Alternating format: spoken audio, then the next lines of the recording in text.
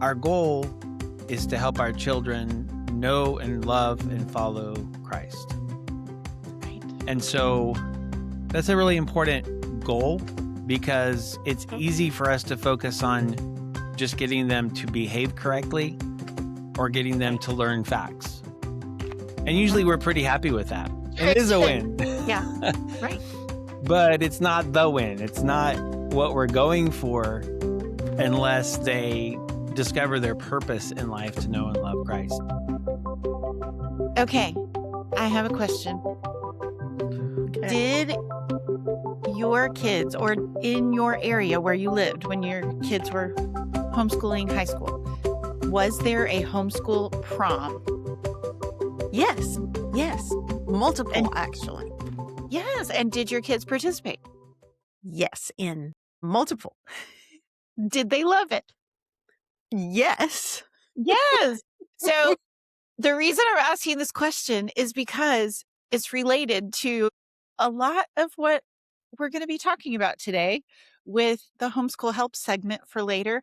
But I have people ask all the time, and something that sometimes is a stumbling block for people when they're thinking about homeschooling in high school is missing out on some of these things that are in our mind as really big things from high school. You know, prom is one of those. Yeah. So my kids also were able to participate in multiple homeschool proms, homecoming dances, different things like that. In my local area, we've even started having a little middle school. We call it the middle school mingle because it's not just a dance per se. We do games and stuff like that. But even for middle schoolers, we have that. So for all of you out there, because I know, we're in the spring, we're thinking about prom season coming up. Yes, there are so many homeschool proms happening across the state. If you don't already know about one, reach out to your regional liaison and I'll bet they can help you. And how do you find your regional liaison, Melanie? You want to tell them? I sure do. So if you go onto our website at NCHE.com and scroll over community, you can go down to regions and click on your region and it will give you lots of information about co-ops and things. And a lot of those do these proms and dances and meetups. And right there, you will have your regional liaison. And you can also very, very simply just email at region, whatever number that is, region 6 at NCHE.com, region 2 at NCHE.com. But I guess you would still have to go to that website to find out what region you were in. But that's exactly right. Crazy easy. And of course, we are also here to help you. If you struggle finding it, reach out to us. We will help you get connected. 100%. And we just jumped in talking about homeschool proms because that's what was on my mind today. But you are watching or listening to the Homeschool Show from North Carolinians for Home Education. I'm Amanda Wayers, your host. And with me, as always, is my lovely co-host, Melanie Willis. Hey, Melanie. I'm so what glad to be here. What else do we have today? So we are going to listen to, you sat down and talked with our executive director, Matthew McDill, who is also one of the speakers at this year's Thrive Conference. And he just always has a lot of wonderful things from the heart to discuss. He's so real and he has great advice and he has the ability to calm you down when things are chaotic. And so we're going to listen to that talk. And then you are going to bring us a Homeschool Helps with Amanda. And I think today you're talking about socialization, that word we hear about way too much. Exactly right. Exactly right. And of course, we'll have some homeschool news. Awesome. All right. Well, let's check out that interview.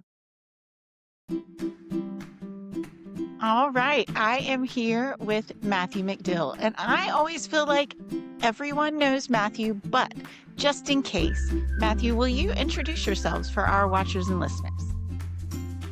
Sure. I am Executive Director for North Carolinians for Home Education, and I've been doing that since 2019 and have been serving as president of the board for 10 plus years.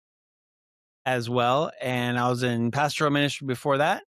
And we've been going to the conference for 20 plus years without fail every single year because that's what hooked us into NCHE. We went to one conference and loved it so much. We decided to come back every time and just got more and more involved. We have 9 kids, 5 are out of the house, 4 are married, and we're still raising 4 of them. But Catherine just turned 18 and she's graduating. So we're going to be down to 3. Wow. That's wild. I can't believe it. Time flies. Because I think, yeah, whenever I first met you, I think you still had all your kids at home. Oh, yeah, for sure. Yeah. All right. So I wanted to ask you because not only do you lead our organization, but you also have a real heart for discipleship. You have a real heart to share with other homeschool parents out there. And so you are speaking at Thrive. And I know your workshops are often some of the favorites out there. So will you tell everybody just kind of what you're going to be talking about this year? All right. Both of my workshops definitely relate to discipleship at home. One of them I've done a number of times, which is how to help your children become self-motivated. And that obviously appeals to the fact that, you know, we as parents wear ourselves out trying to get our kids to do stuff. And at some point, we're like, don't you just want to do it yourself? Don't you have any self-motivation? And so obviously that's the transfer from discipline to discipleship. You know, we want them to grow in Christ and desire to do what's right. And so how do we do that? That's the question. And that's what discipleship is in this workshop, is helping make that transition into discipleship and them owning it. And the other workshop is turning a father's heart toward his children, and not only the father's disposition and love for his children, but also how does he win their heart? Because the other part of that verse, as you know from Malachi, is that the children's heart also turns toward their father. Love that. So important. And we've talked a lot on the show about that we really don't want our organization just to focus on moms. You know, homeschool moms, we have a hard job, but we also want to be there for the dads out there, you know, and having workshops like this that really are there to help those dads is so important. I'm so glad you're doing that. I think I need to go to that self-motivation workshop because I only have one teenager left at home, but I He think I still could needs some use it. self-motivation. Does need some self-motivation. You know, it's so interesting. And I wonder, because I know, you know, you have a lot of kids. I have 4 kids, you have 9 kids. I know with mine, every single one of them is so different. And some of them are way more just naturally self-motivated than others. Is that true in your house too? Oh, very true. Yes. In fact, I have my 2 teenage girls right now are at the opposite extremes of that. And Isn't so that wild? one of them is a very determined, very driven, I mean, just like over the top person. Yes. And that is good in a way because they kind of handle themselves, but they also need someone to give them some breaks and guidance. And then I have Yeah. another one who just wants to lay around. Just wants, doesn't care. And so, wow, it's a different world with all the different personalities. It is. Well, so that helps me, and I know helps those people out there to know that, you know, you've experienced all the things. So in your workshop, you will help people who have all those kinds of kids. So that'll be awesome. Yep, for sure. It's very exciting to give people the principles, and maybe we could cover some, at least mention some of those here, that people have a really enlightening moment of understanding God's word, understanding the principles of how people work and how to love their kids. And it's really, I used to say this, and I want to keep saying it, is that Thrive can be really life changing. I mean, you hear stuff there that will change your life. I mean, it will. It will Yeah. change your marriage, change your parenting, change your education. And so that's just a plug to be there because it's that kind of powerful stuff that's there. Yeah, absolutely. So here's another question for you. After all these years, so you and I have been on the board a similar amount of time, more than a decade, I always like to say. After all these years of serving, and before that, you were in pastoral ministry, so serving that way too, what keeps you going? What keeps you going and wanting to serve and still do these workshops and just pour out? Yeah, I was reviewing John 8 today. It says that Jesus said, "If you abide in my word, you are truly my disciples, and you will know the truth, and the truth will set you free."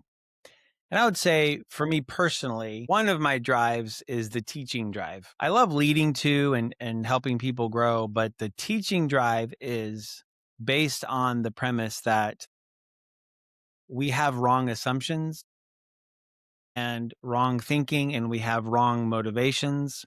And the word of God reveals the truth and reveals what is right and reveals all of his promises that he can fulfill in our lives. Not that we can try to work hard to get them done, but that he promises to do transformation. And so I guess my motivation is to get people the truth, to Yeah. help people discover God's plan for them, God's love for them in Christ, his promises, all the grace and wisdom that they need to do the parenting thing, this homeschool thing, the discipleship thing, and marriage and everything. And so the principles are there if we'll seek the Lord and learn them and apply them to our lives. And just to see people discover those things and have their lives changed. That's the ultimate drive and goal. Absolutely. I totally agree. So, in the last few seconds, do you have any last words? Anything that you would say to a watcher and listener out there?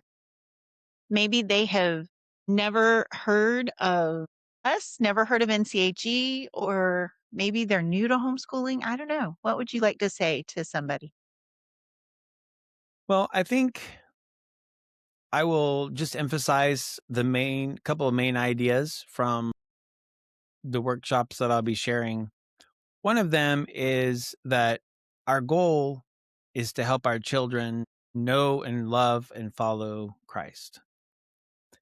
And so that's a really important goal because it's easy for us to focus on just getting them to behave correctly or getting them to learn facts.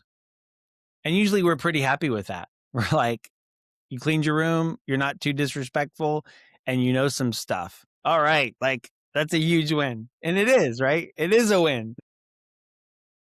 But it's not the win. It's not what we're going for unless they discover their purpose in life to know and love Christ. So I think that's a big one. That's a big thing for us to evaluate Yeah. what we're doing in our homes and in our schools and why. And I think the other part of that that's super important is that in order to help someone know God and follow God, that requires a relationship with that person because it goes Yes. beyond, I'm the parent and you have to do what I say.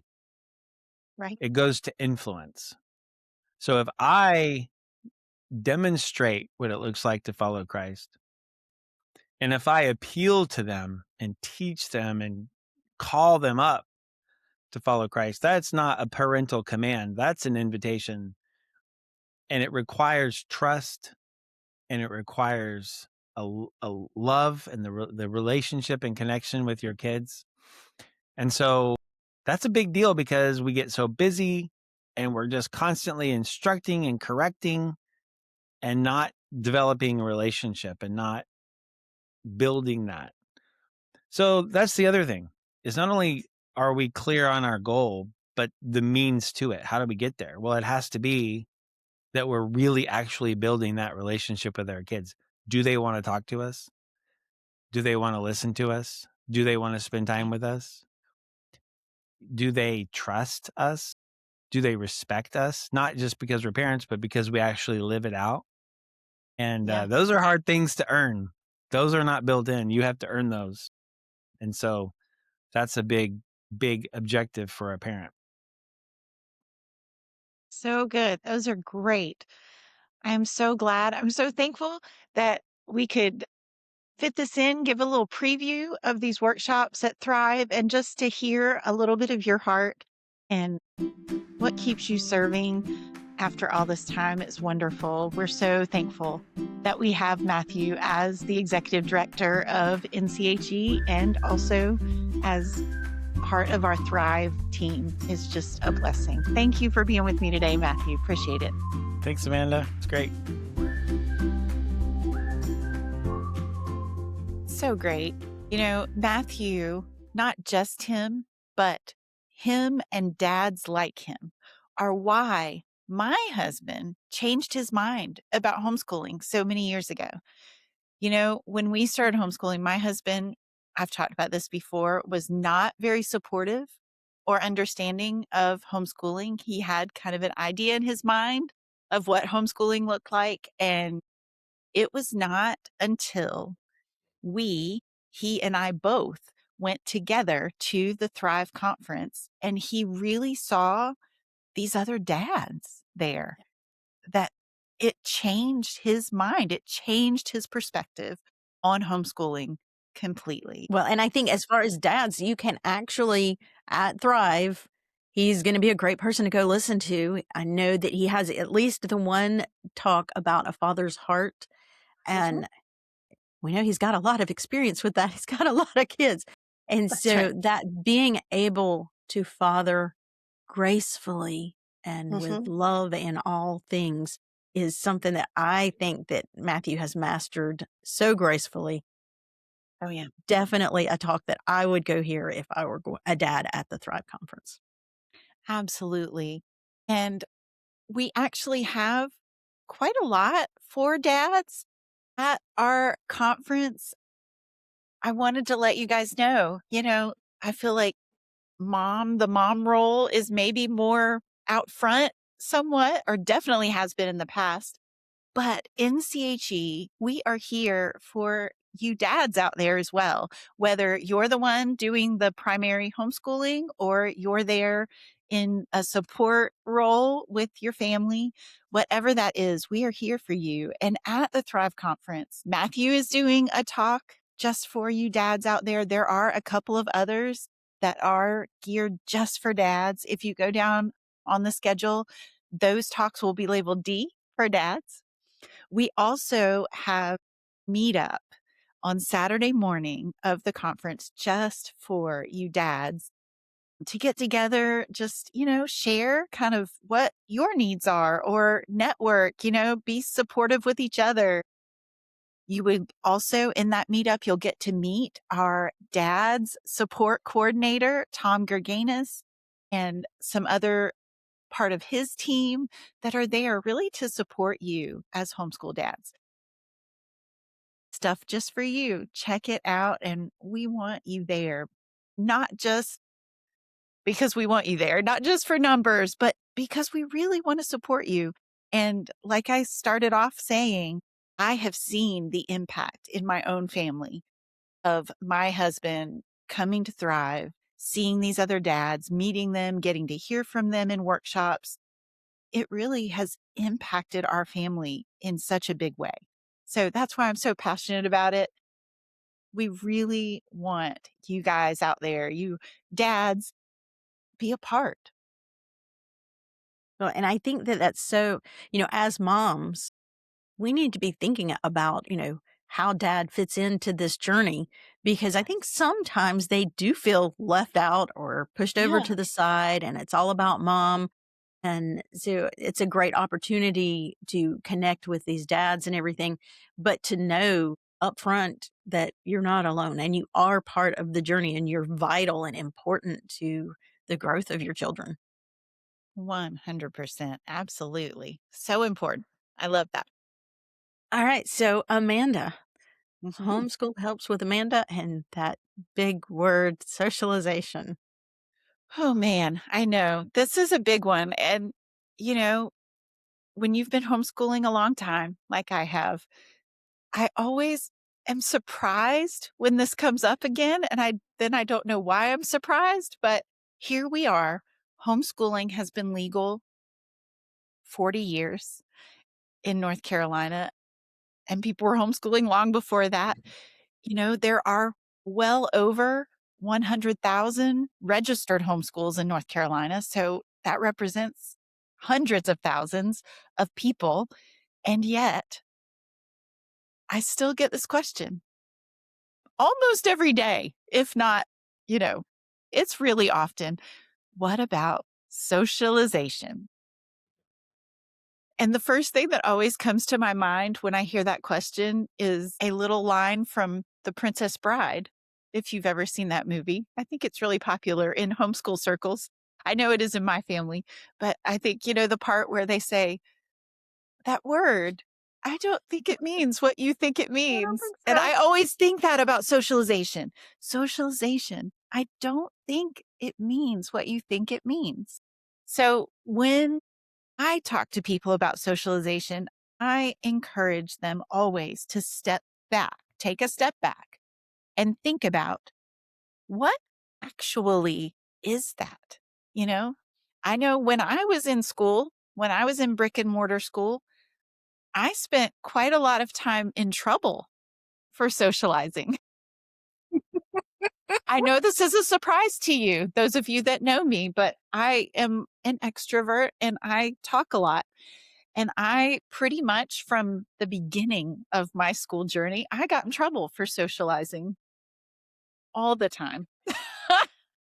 So here's the thing about socialization.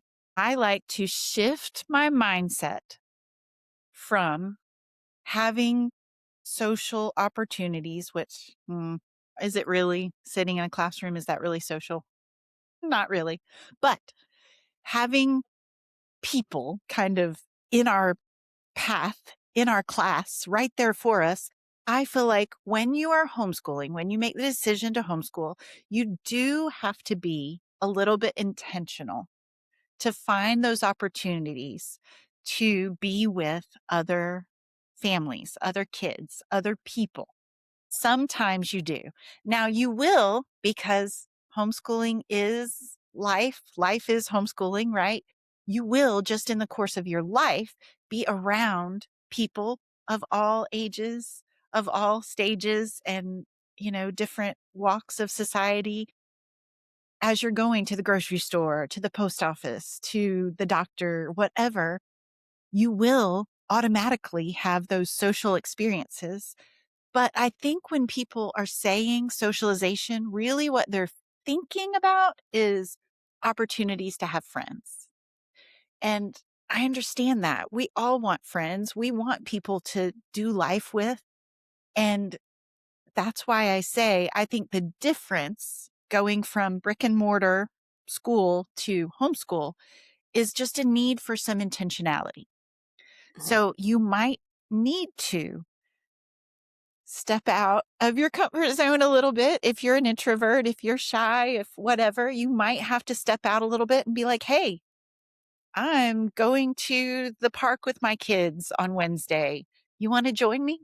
But that is one of the reasons why I always advocate for homeschool families to join a local group, a local homeschool group.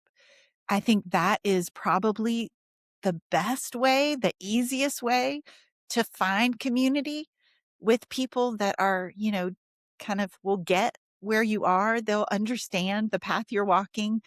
You'll be able to, I think we talked about this in the last episode, go to the park, the kids will play and the moms can share, oh, this happened today. And then there's nothing more life-giving to me to be able to say, hey, this happened today. And for the mom across from me to be like, oh man, I know Yeah. exactly what you're going through. That's so powerful and important. But I think we get intimidated, maybe kind of overwhelmed with the idea of, no, now we're home and everybody on our street is at the school. And what are we going to do? How are we going to find friends? We're going to be trapped in our house alone, and it's just not so. Yes, No. will you need to be more intentional? Probably so. But is there community out there? Are there people out there also looking to find friends and people to do this homeschool journey with? 100%. So if you're worried about socialization, or if you're getting that question from people around you, which you probably will, not probably, You you will. You definitely will. will, just step back a little bit and think about, okay, what does that really mean? And what are some steps we can take to be intentional and find that community?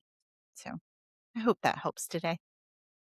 Yes. And I actually find, and I don't know how to put it into words, that I think because of the life that we lead with our homeschoolers, that they actually get more time to talk with more adults.